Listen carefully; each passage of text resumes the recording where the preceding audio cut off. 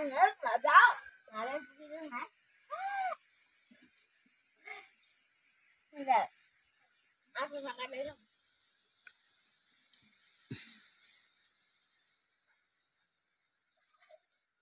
Thôi đừng ăn để bà hay sát. Bà đang không có lại đó. Ăn khi đẹp hay. Ăn khi đẹp hay đấy bà. Ăn xin hôm nay khi đẹp hay.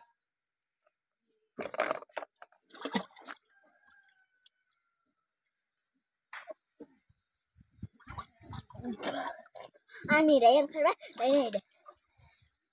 Đấy ăn nữa, đấy nè. Ăn số thăm bụng á. Đó, cái gì?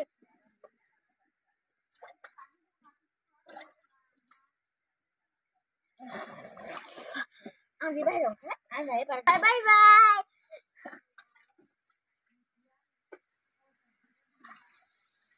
Bye.